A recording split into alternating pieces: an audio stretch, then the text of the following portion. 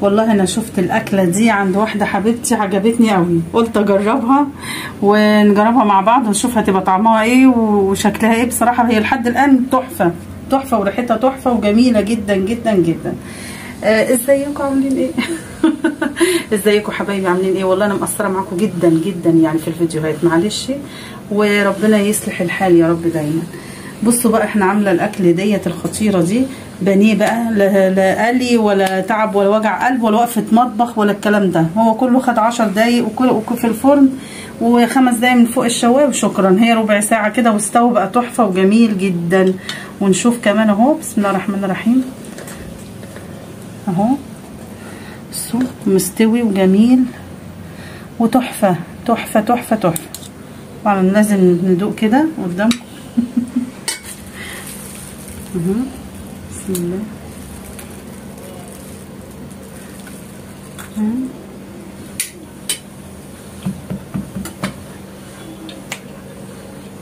جميل جدا والله، خطير، مش هتخسر لو جربت البانيه ده. طعمه جميل وتحفه. على فكره انا كنت عامله شكله برده في الفيديوهات تحت، بس كنت حاطه له مايونيز. المره دي بقى حطيت له جبنه، فممكن تحطي مايونيز عليه فوق الوش وتدخليه الفرن عادي، وممكن جبنه.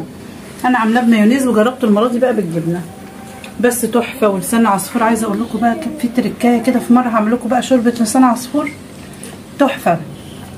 يلا بينا بقى نشوف الحلاويات دي اتعملت ازاي والجمال ده اتعمل ازاي. يلا بينا بقى على المطبخ.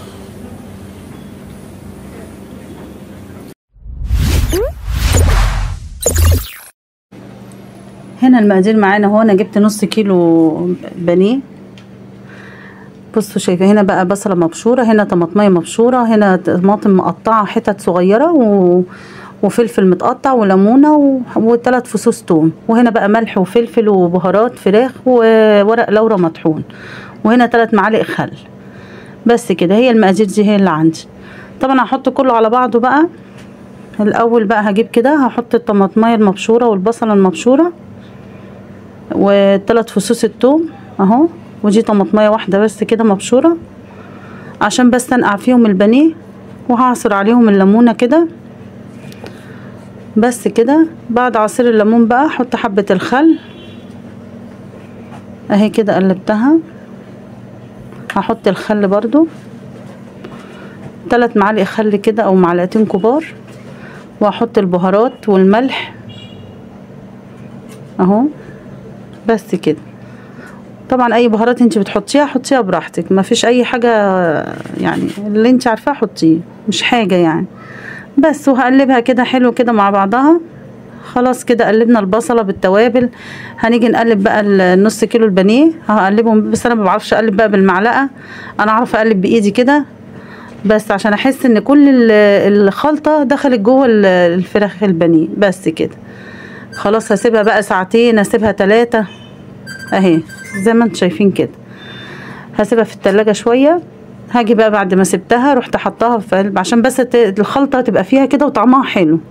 دهنت الصاج كده حبه زيت، ورحت حاطه الفراخ زي ما انتم شايفين، طلعتها من الخلطه كده. هفرشها بقى في قلب الصاج كده، اي صاج كده عندكم او اي جريل، وهنحطها كده.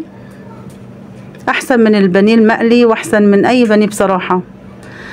هنا بقى عندي الطماطم المتقطعه والفلفل، هحطهم على الخلطه اللي اتبقت كده اللي انا كنت عاملاها للبانيه، وهقلبهم ببعض عشان ياخدوا ايه الطعم الجميل بتاعها. طبعا فيها البهارات وفيها كله، وفيها ملح وخل وكل حاجه وليمون وكل حاجه. قلبتها كده شربتها ورحت حطاهم كده على البانيه زي ما انتم شايفين. شايفين الجمال بقى ده؟ هفضل بقى احط اوزع بقى الخلطه دي كلها على البانيه كده اهو، على كل قطعه بانيه، واحط عليها يعني بطبطها شويه على البانيه عشان تبقى ماسكه في البانيه كده اهو بس كده. هفضل احط بقى في كل قطعه كده زي ما انتم شايفين. شايفين الشكل الجميل ده؟ وبتديها طعم حلو قوي قوي قوي قوي. جربيها كده ومش هتندمي ابدا والله اهي بس كده. خلاص كده هحطها في الفرن بقى تشمع وتاخد سوا من تحت اهو. بصوا شايفين المنظر؟ تحفه بصراحه. كده انا هحطها بقى في الفرن اهو. طلعتها بقى من الفرن.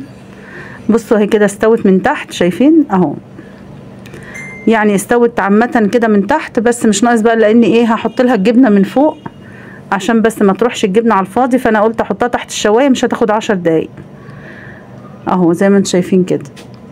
هحط بقى كل حبة الجبنة اوزعها برضو كده فوق القطع. ومش عارفة نوشة واقف لي هنا مش راضي يسيبني، اقول عليه ايه بس. اه اعملوا له لايك بقى ليه هو. مش مهم البني، المهم هو. بس هنحط كده الجبنة.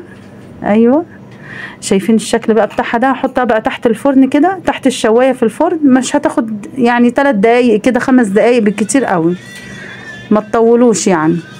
بص الجمال، ايه رأيكم بقى في الجمال ده؟ هاخدها بقى تاخد 5 دقايق كده تحت الشوايه. بص طالعه بمنظر خطير خطير والله. الكاميرا ما جايبه الشكل الجميل بتاعها زي ما انا شايفاه دلوقتي قدامي، مش جايباه حلو زي ما انا شايفاه في الاصل. بصوا بقى جمال القطعه كده، تحطيها في الطبق كده لاولادك، تغيير خالص، مع حبه المكرونه مع بطاطس محمره، تحفه. يا رب يكون عجبكم بقى الفيديو، وما تنسونيش بقى في اللايك والشير والسبسكرايب، وقولوا لي ايه رايكم. باي باي باي باي باي باي.